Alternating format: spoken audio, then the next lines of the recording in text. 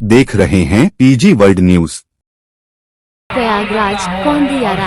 आज दिन सोमवार को प्रयागराज के यमुना पार कौंदियारा ब्लॉक मुख्यालय के पास आयोजित हो रहे पवित्र रामलीला मंचन में भारतीय जनता पार्टी के वरिष्ठ नेता आचार्य हरिकृष्णा शुक्ला गुरुजी अपनी टीम के साथ पहुंचे, जहां पर उन्होंने मर्यादा पुरुषोत्तम श्री राम की आरती कर पवित्र रामलीला मंचन का शुभारंभ किया। इस दौरान हजारों की संख्या में मौजूद भगवान राम के भक्तों को संबोधित करते हुए आचार्य हरिकृष्णा शुक्ला गुरुजी ने भगवान राम के चरित्र को विस्तार रूप से वर्णन किया तथा उन्होंने संबोधित करते हुए कहा कि आगामी 22 जनवरी को अयोध्या में भव्य तरीके से स्थापित किया जा रहे रामलला के दर्शन हेतु प्रदेश सरकार की ओर से जनपद वासियों को आमंत्रित किया। उन्होंने कहा कि कई वर्षों बाद मर्यादा पुरुषोत्तम श्री राम अयोध्या के महल में पधारे हैं। वास्तविक रूप में पूरा भारतवर्ष दीपावली पर्व के साथ भगवान श्री राम के आगमन का साक्षी बन रहा है।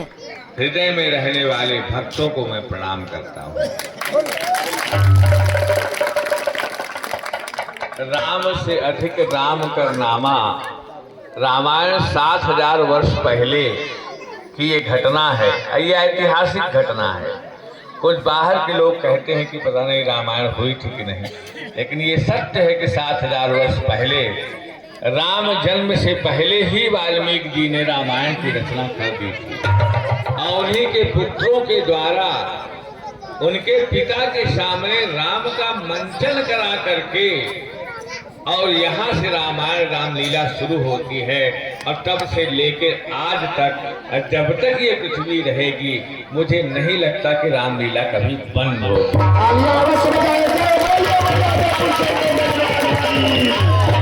राम तो कभी गलत हो नहीं सकते। उन्होंने पशुओं को जीवन जीने की कला सिखाई। राम के समय जितने भी लोग थे ना, उस समय न समाज पता था, न शादियां पता थी, एक दूसरे को खून के प्यासे लोग थे।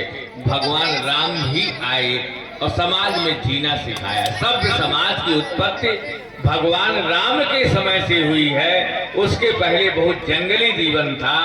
13000 वर्ष पहले ऋग्वेद की रचना हुई थी। ऋग्वेद की रचना कुछ हमारे वैदिक ऋषियों ने हिमालय इत्यादि पर गंगा के तटों पर आकर के आपके इसी प्रयागराज में ही उन्होंने रचना की, खोज की। यज्ञ भूमि रही है। प्रयागराज संगम से भगवान दिखता है। तो कुछ हमारे श्रद्धालु आए थे, तपस्वी आए थे। उन्होंने देखा कि वेदाहमेतम पुरुषम महांतमादित्य वर्ण तमसा परस्तात् तमेव पुरुषत्वात् मृत्युमेति नान्या पंथा विद्यते नाय। ब्रह्म को जानता हूँ जो आदित्य मंडलस्थ और सूर्य के बाद अंधकार के बाद रहता है, जिसको जान करके योगी मृत्यु के पार चला जाता है। ये मूलतः हमारे चरम कल्याण की, मोक्ष की बहुत बड़ी विधा रही है जो 13000 वर्ष पहले रही, लेकिन ये 10-20 लोगों के पास रही। आम जनमानस की जिंदगी में ये व्यवहारिक नहीं हो पाई। लेकिन जैसे ही भगवान राम जन्म लेते हैं, पहली बात तो बड़े मुश्किल से उन्होंने जन्म लिया।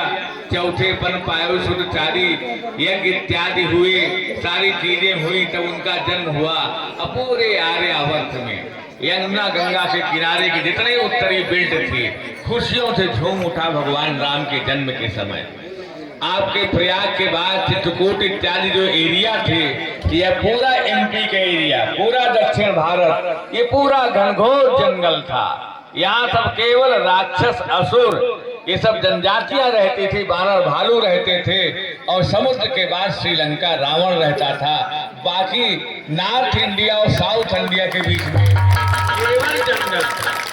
तो जैसे क्योंकि राम को जो आदेश मिला था उनके माता पिता का कि तापस वेश विशेष उदासी 14 वर्ष राम वनवासी। तपस्वियों का वेश हो, तपस्वियों का वेश हो और हमेशा चेहरे पर उदासी हो, क्योंकि आप महात्माओं और ऋषियों के बीच में घूमेंगे तो वहां पर आपके चेहरे पर खुशी नहीं रहनी चाहिए। आप इतने संवेदनशील हो कि जो राक्षस हमारे ऋषियों को यज्ञ नहीं करने देते, पीड़ाएं देते हैं, अर्थात आपका दिल जब आप दुख में रहेंगे तो उनकी संवेदना को पहचानेंगे। तो तापस वेश विशेष उदासी, अर्थात आपको ये हम वरदान मिला हुआ है इनको कि हंस नहीं सकते। राम ने 14 वर्ष मुस्कुराया नहीं था। ये उनको मिला।